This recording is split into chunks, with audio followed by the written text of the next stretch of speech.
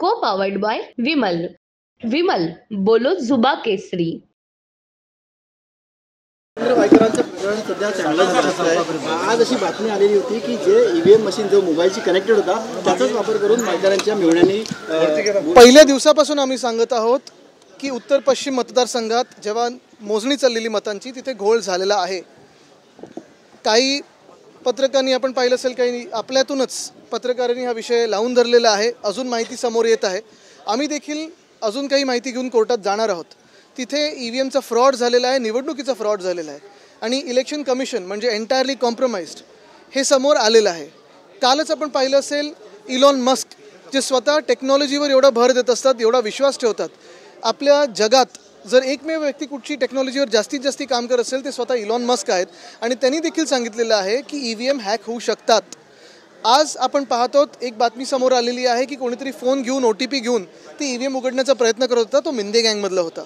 मूळ मुद्दा हाच आहे की आम्ही ही लढाई लढणार आणि जिंकणार ही पूर्णपणे खात्री आहे. सर, या आता अपडेट एक अशी आलेली आहे की ज्या वर्तमानपत्रात ही बातमी आली होती त्या वर्तमानपत्राला आता इलेक्शन कमिशनने नोटीस बजावली. दमदाटी होणार. इलेक्शन कमिशन इलॉन मस्कवर पण तुम्ही बघा धाड टाकेल आणि इलॉन मस्क जर देशात आले तर त्यांना अटक पण करेल इलेक्शन कमिशन.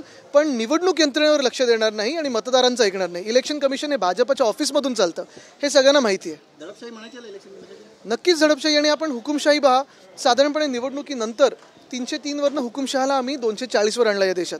ईव्हीएम नसते तर 40 पण भाजप सीट्स मिळाले नसते भाजपला.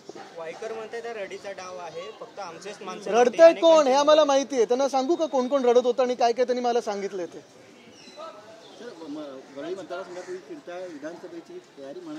नाही, विधानसभेची तयारी तर 5 वर्ष सुरू असते. आम्ही गल्ली गल्लीत जाऊन फंड सगळीकडे दिलेला आहे. भूमिपूजन उद्घाटन होत असतात. आज आपण पाहत असाल BDD चाळीमध्ये निवडणूक असल्यामुळे कारणं देऊन PWDनी जी कामं केली नव्हती ती परवाकडे आम्ही सगळी पत्रकं वगैरे पूर्ण देऊन पुन्हा एकदा इथे कामं सुरू केलेली आहेत. मॉन्सूनची तयारी असते ती ह्यावेळी मुंबई महानगरपालिका असेल किंवा PWD असेल, ह्या सगळ्या एजन्सीज आहेत, त्यांनी काम मुंबईत केलंच नाही आहे. आज पण आपण पाहतो जसं इथे साफसफाईचं काम चालू आहे, रॅबिड उरसण्याचं काम चालू आहे, तसंच पुढे जिजामाता नगरमध्ये हे काम चालू आहे. पण हे सगळं होत असताना मुंबईत मोठा प्रश्न आहे तो पाण्याचा आहे. पिण्याचं पाणी असेल किंवा नळाला पाणी असेल, BMC तर सांगते 10% कट लावलेला आहे.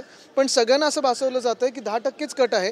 खरी स्थिती अशी आहे की कमीत कमी 50% कट पाण्याला लागलेला आहे आणि मुंबई महानगरपालिका सत्य बोलायला तयार नाही आहे. को पावर्ड बाय विमल. विमल बोलो जुबा केसरी.